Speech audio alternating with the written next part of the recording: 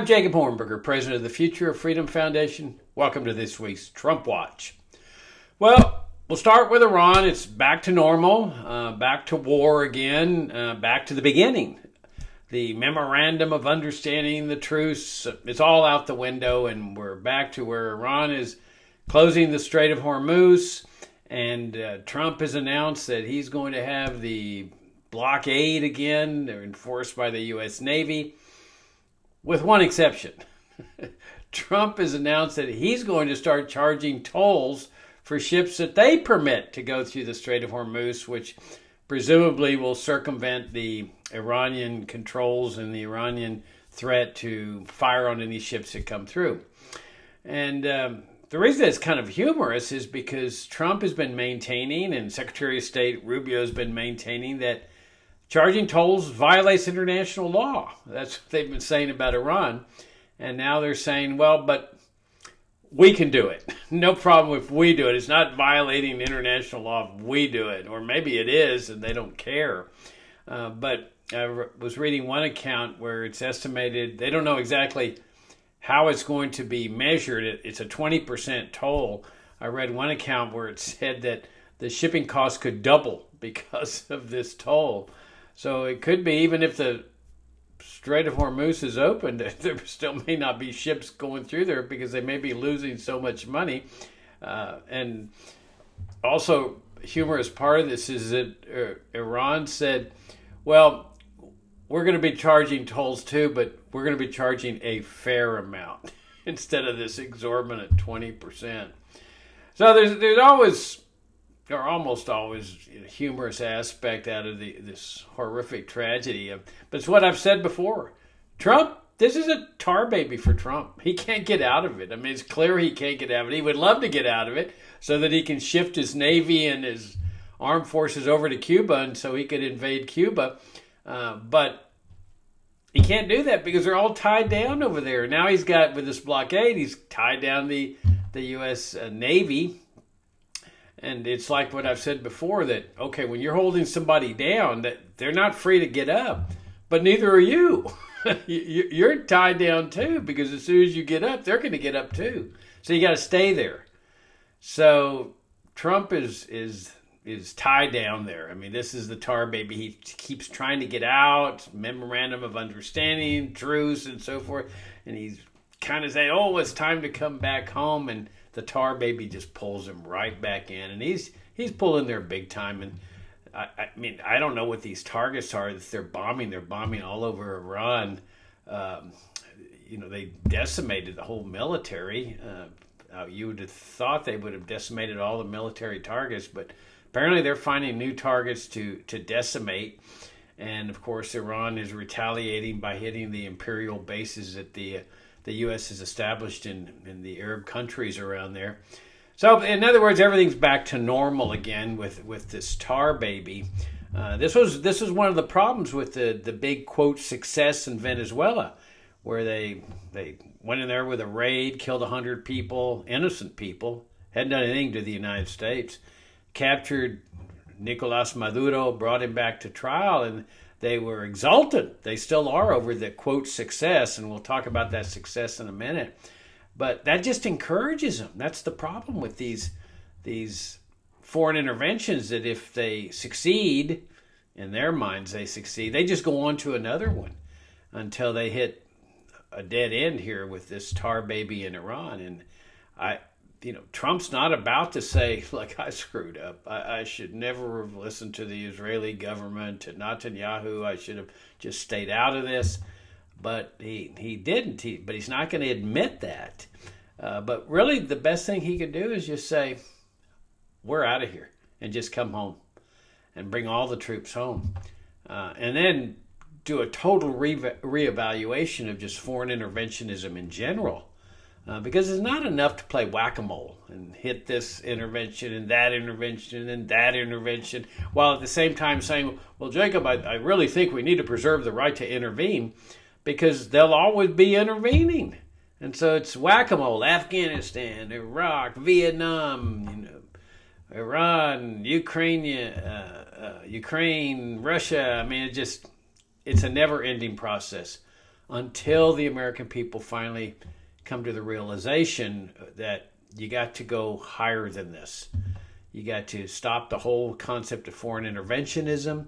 You've got to dismantle the national security establishment. I mean, this was an old Cold War racket.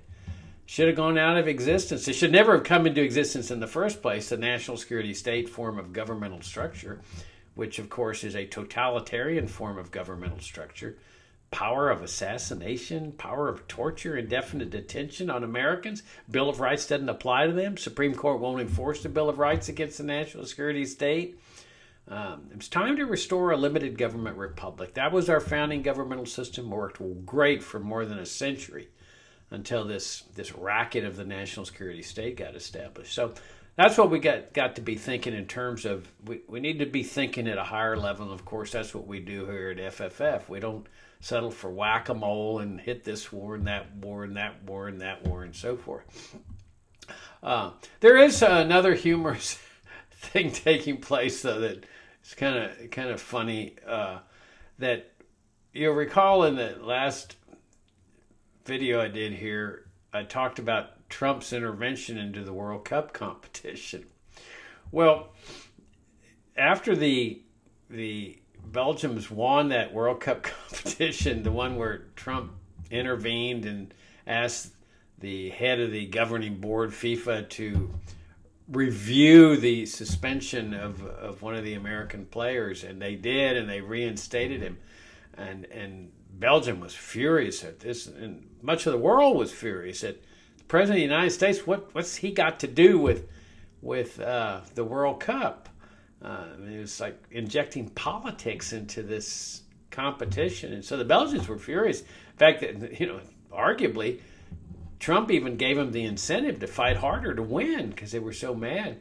But the funniest part was afterward, because the fans were holding up signs, and maybe the players too, I don't know, but they said, "Overturn this," and they were talking about the results of the game.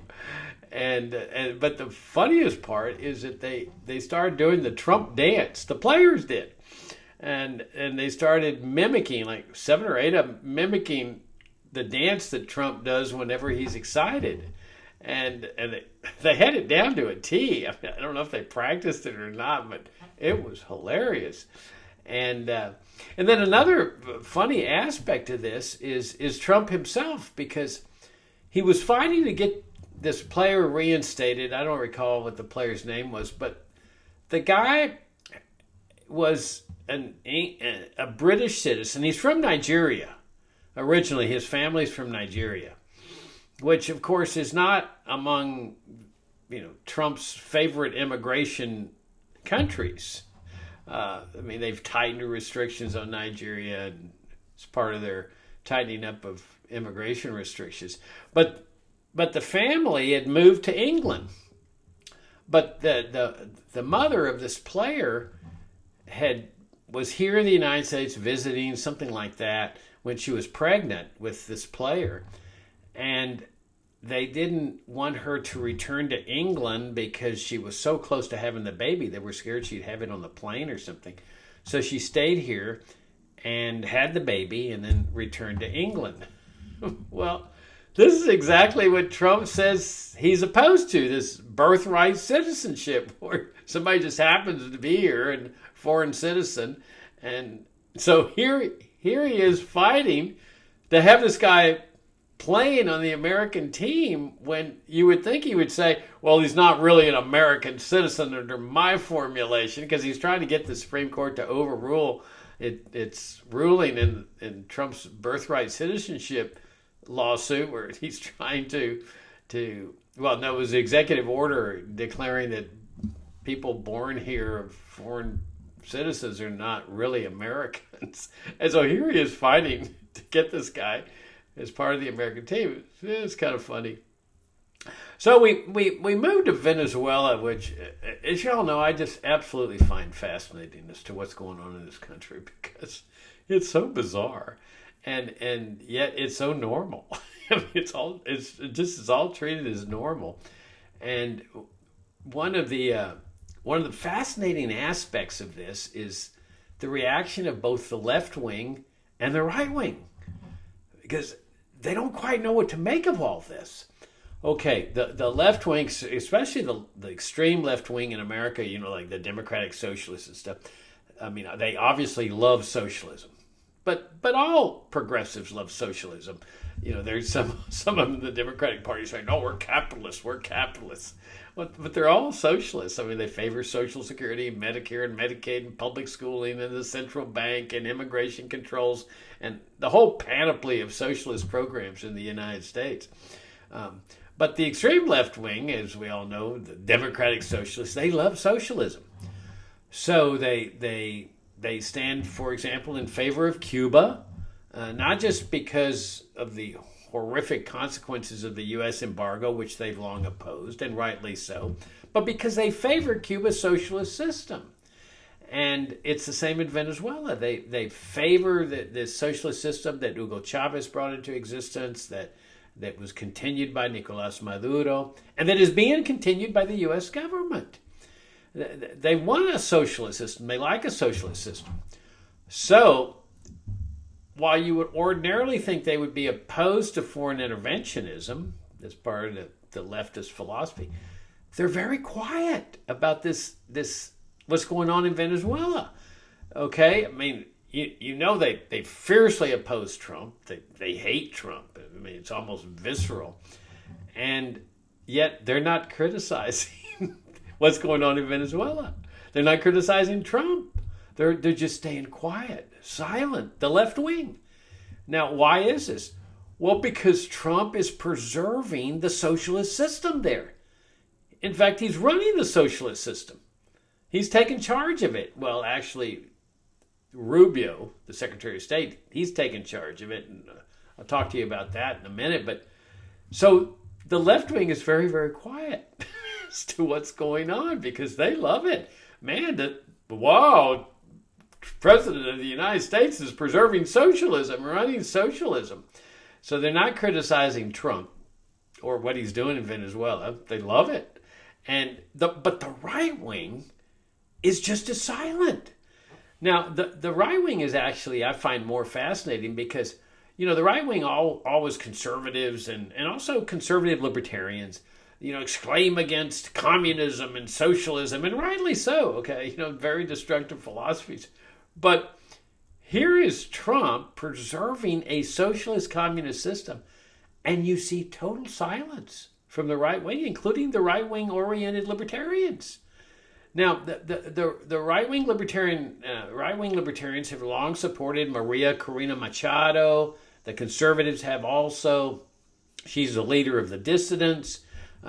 She's obviously would have been the winner of the presidential election in 2024, but Maduro wouldn't let her run, declared her candidacy illegal, and so she had a substitute candidate who clearly won. I mean, with the tallies, it was not even close. I think they got like 80% of the vote. So, that's indicating that 80% of the population in Venezuela oppose this socialist regime.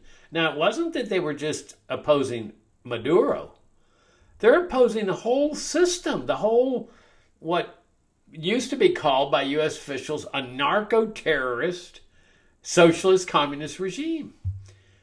And so you would think, well, the right wing would be vocal against Trump for preserving socialism, an unelected, an illegitimate socialist regime. We just celebrated the Declaration of Independence, where Jefferson says that whenever any government becomes tyrannical, it's the right of the people to alter or abolish the government. He's talking about force, revolution.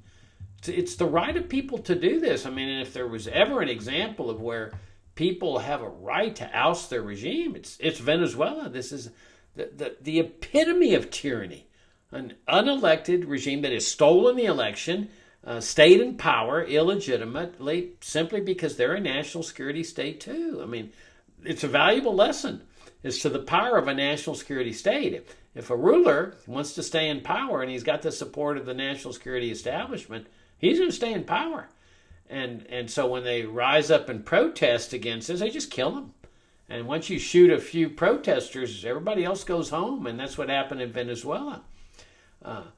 But notice that the right wing is not talking about this. The right wing used to condemn the Maduro regime, not just Maduro, but the whole regime, because it's a socialist, communist, narco-terrorist regime. They're silent, which is absolutely fascinating because, I mean, the right wing was like fierce anti-communism and stuff, and they were, cheering Maria Corina Machado, saying she's free market, she's free market. Now, she's not free market in a libertarian sense, but more like, Fulgencio Batista type thing. Batista was in power before Fidel Castro, and it was like free market oriented. The controls that the government had were not as complete and as extensive as the communist system.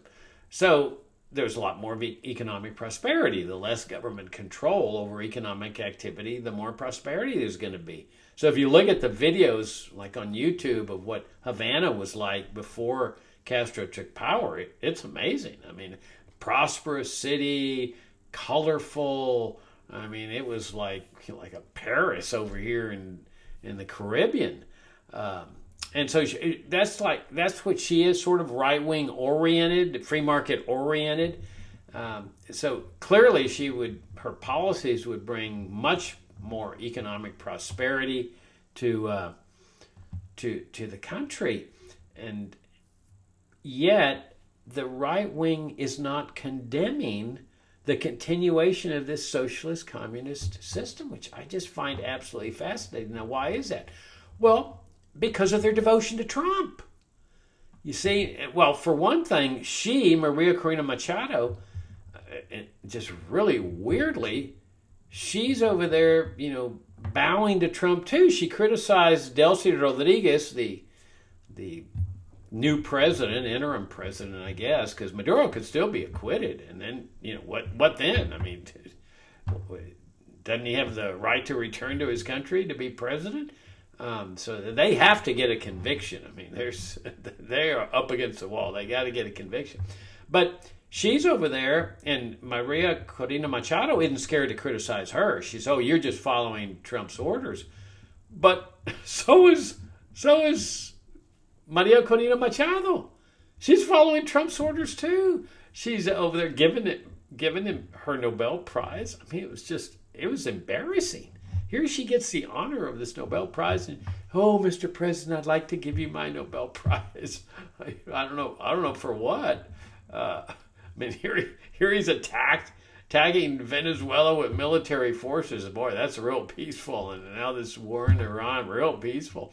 But she's deferring to him, like he's her daddy. She has to ask for permission to go back to her home country, and Trump is saying no, not time is not right, and we're not going to have elections for now.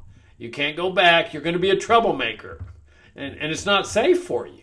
Now, he doesn't explain what he means by not safe, but I think what he means is they'll kill you, and I think there's a good chance they would kill her. Here it is. The Trump supported socialist communist regime there still has hundreds of people jailed for protesting. Okay? That's a message, is that we don't want protests, because that's unstable. See, Trump says, well, we got to keep this regime in power, which includes the national security establishment of Venezuela, because they're a national security state just like we are. They have a Pentagon, CIA, NSA, FBI. It's all there.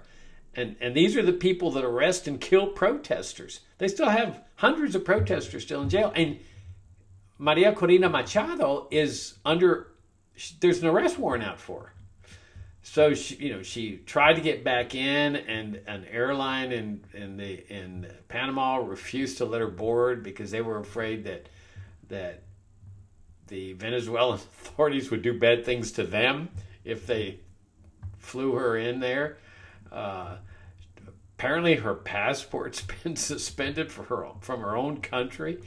She was going to go to Curacao and island in the Caribbean, and that flight got turned around apparently by officials in the administration.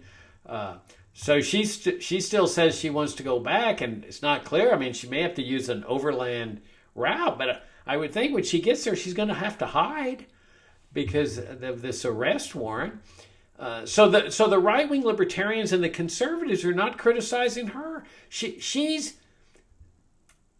doesn't, well, maybe she realizes it, but she doesn't seem to realize that Trumpers are her enemy now too. The U.S. government is her enemy because this illegitimate tyrannical regime is her enemy.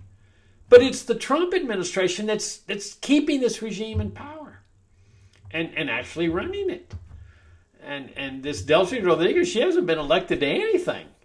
And they say, oh, maybe there'll be elections sometime in the future. This is your classic definition of a tyrannical regime that Jefferson was talking about in the Declaration of Independence. This is when they impose sanctions on Venezuela, U.S. officials, targeting the Venezuelan people with death, because that's what sanctions do. That's what they're doing in Cuba right now. They're causing people to die, people in hospitals and so forth. They can't get medicine. They can't get supplies. And that's the goal. This is why 8 million Venezuelans fled the country. They were faced with death by starvation and illness and so forth. And then, of course, when a lot of them came to the United States as refugees from the sanctions and the socialist system combined, they were treated like horse dung. Many of them were sent to El Salvador to be tortured and detained indefinitely. They were put in a terrorism confinement center for being refugees from the sanctions and from the socialist system. So the idea was support them, quote, support them with, because they were hoping they would rise up in a revolution. But now they would be treated like terrorists by both the U.S. and by the Venezuelan regime if they rose up. In fact, I often wonder, to me, it's a very combustible situation because very volatile, because what happens if some of these dissidents who are very unhappy, and they're getting unhappy with the U.S. regime because it's dawning on them that the U.S. is upholding this regime that the U.S. was saying oust because of all the sanctions. What was the point of all the sanctions then? Well, just to get Maduro? I don't think so, because they kept referring to the regime as a socialist communist regime and a narco-terrorist regime. What happens if all of a sudden there's some shooting taking place in a revolution there? Assuming they can get guns. They got gun control, I assume, still there, but suppose some of the dissidents can get guns. Remember, we're talking about 80% of the population that the Trump administration is opposing now. They want a change of regime, not just a change in Maduro. They want a different system, like a, quote, free market, right-wing oriented free market system. And the Trump administration is preventing that. Now, there's a fantastic article in the New York Times. We linked to it in yesterday's FFF Daily. I highly recommend reading. Absolutely fascinating. That explains in detail how this system's working. It's really fascinating. The U.S. is not grabbing the oil money. Remember, they put that embargo on where it was like sanctions, like 100-fold. It was a blockade, essentially. It's an act of war where they wouldn't let Venezuela sell oil. And so, they were faced with a choice. Either you play ball or you're going to die by starvation. Maybe with a military attack and so forth, like with Iran. And so they buckled, and they succumbed to this pressure where the U.S. and specifically Rubio, the New York Times explains that Rubio's the viceroy. I mean, that's the title that was, given to these governors of Latin American countries when they were under the Spanish Empire.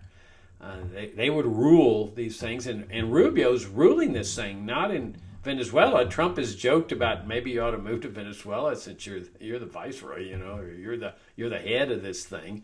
But he's running it from Washington, the government from Washington, and Delcy asks for permission. And what's fascinating, this article talks about that the money that Rubio's letting Delcy Rodriguez have is like children on an allowance.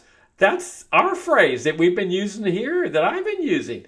That it's like children on an allowance. And the New York Times is using that same expression to explain what's going on here. That the money's not being grabbed by the U.S. government, thankfully, but it's like put into a special account. Not really sure how it's operating, but the U.S. isn't grabbing any of it. But then Delcy puts this request list, says we need money to pay our troops and our national security establishment, and how else can we put down protesters if we don't pay our soldiers and so forth. And so it's like a kid saying, can you give me this amount of money? And then the Times says that it's put into the banking system there. It's not real clear whether the money goes to her to disperse or whether it's like she has bills to pay, contractors filling potholes or whatever. Does the money go straight to the contractors? It's not real clear how that's working out. But it's just fascinating because it's Rubio in this detailed New York Times article. And again, I would highly recommend reading it. And look for the link in our FFF Daily yesterday, because we've got a permalink there where even though you're not subscribing to the New York Times, you can read this article. But it goes into detail as to how the U.S. is running this socialist system. And it's a socialist central planning system. And so the U.S., Trump says, the oil companies are going to come and invest. This is going to be a new heyday, which would most likely be the case if the dissidents were in power. If they got in and knocked out this whole socialist communist regime and put in a, quote, free market system, then based on private property. And she has talked, Maria Corina Machado has talked about that she believes in private property rights. And I have no doubts that she's free market oriented, and that things would change fundamentally. But I think she's lost a lot of respect with her obsequiousness toward Trump, and instead of castigating Trump for cooperating and working with this regime and maintaining this regime. Now, I'm not advocating a regime change operation. I was, of course, against the intervention that under the so-called drug war to get Maduro, of course.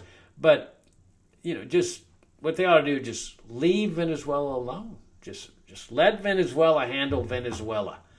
And let the people there work things out instead of being their daddy. And that's what it is. Trump's being their daddy, Rubio's being their daddy, and that's what the New York Times points out. They're like little children. She wanted to give a speech, or she wanted to appoint somebody as Secretary of Defense or something. She wanted to travel overseas. She asked for permission. Can I do these things? I mean, it's just, it's embarrassing. And another interesting thing is some of the media is reporting that U.S. officials, I think it's from The Guardian, I'm not sure, were in contact with her and her henchman, Diosdado Cabello, who's under indictment the same way that Maduro is, but they haven't touched him. He's still in charge of the national security state there. That they were in touch with them, the CIA and so forth, or at least officials. I'm not sure if it was the CIA or not, but before the Maduro intervention, before the raid, and that Delcy Rodriguez supposedly said, it's time for Maduro to go and I'll cooperate. I mean, if that's true, that's phenomenal. And remember, the U.S. was offering a $50 million reward. Now, they made it clear that there's no evidence at all that any of these Venezuela officials, including her, cooperated in the intervention that captured Maduro. But the fact that they were in touch beforehand, if that's true, is just phenomenal. Now, remember, there was a reward being offered for anybody that would lead to the capture of Maduro's, like a $50 million reward. And I asked ChatGPT, I said, if they gave out this reward, suppose somebody in the Venezuelan government fingered where he was and what time he would be subject to being arrested in this raid and so forth. And ChatGPT said, no, they could keep it confidential. They could keep it all quiet. So, that's an interesting speculation as to whether somebody in that regime was talking beforehand and set up the whole thing for that raid and is over there with $50 million in his Swiss bank account. We'll never know because ChatGPT said they can keep it confidential. So it's just a totally weird thing with the left wing and the right wing there in Venezuela. Don't quite know where this is all going to go. I'd be remiss if I didn't mention some of these immigration killings on the part of ICE. It's just horrendous, is what I've said for many years. This is a system of death. And when they shoot a guy like that guy in Houston that has been here for 35 years, family man, and then they say, "Oh, he tried to run us down with his automobile." I don't believe a word they're saying. They're not. These people will lie immediately, and I'm convinced that organizations, entities like this, ICE, it attracts people that like to kill, that want to kill. They have this something inside them. But they know that if they go out and kill in the private sector, that they'll get indicted for murder and they'll spend their life in jail, so they refrain from doing it. But when they see an opportunity like this to join an entity like this, especially when they're out there trying to hire as many people as they can, they get all this new money from Congress, it's going to attract serial killer types or people that just would love to know what it's like to kill somebody. And they know that the U.S. government's going to have their backside. It's like these killers in the Caribbean, these boat people, that nothing's going to happen to them. They get pardoned or whatever, and always with the proviso that once you kill them, deny claim that they were trying to attack you, run you over, and all this, like they did in Minneapolis. And then the federal government takes control of all the evidence, and the state officials, by the time they get it, it's all corrupted. It's difficult to indict. It's a crooked, corrupt, deadly system. It's rotten to the core. I've been saying that for years. You bring into existence this socialist immigration control system, and you're going to have a police state, death, destruction of liberties, and we can see that. And unfortunately, there's still libertarians that say, "Oh, Jacob, no, I've got a plan. I want a mild immigration control system like Joe Biden. That's my model, Joe Biden, Jacob." Well, okay, well, then you don't have a secure border. You got people circumventing. Trump is showing what needs to be done to secure the border. And that's what the goal of everybody is that favors the immigration control system. Secure the border. It includes libertarians that favor this system. But it's a system that comes with death, and we can see deaths of innocent people and crooked, corrupt cops that are enforcing this thing. It's just horrific, absolutely horrific. I mean, I sit here and I see all these people going to church on Sunday, and I think, love your fellow man, love thy neighbor as thyself, and they celebrate this in church and so forth. And then on Monday morning, go out there and enforce this system. So I'd be remiss if I didn't mention again that this is a system of death. You support the system, you're supporting a system of death. And not to mention the destruction of liberty along with this police state, which Trump is showing has to be expanded nationwide. It can't be limited to those borderlands, okay? Like Biden was doing. You want a secure border, you got to have a police state all across the nation. You got to be killing people all across the nation, including Americans. That's Trump Watch for this week. Thank you all for tuning in, and as always, thank you for your great support of the Future of Freedom Foundation.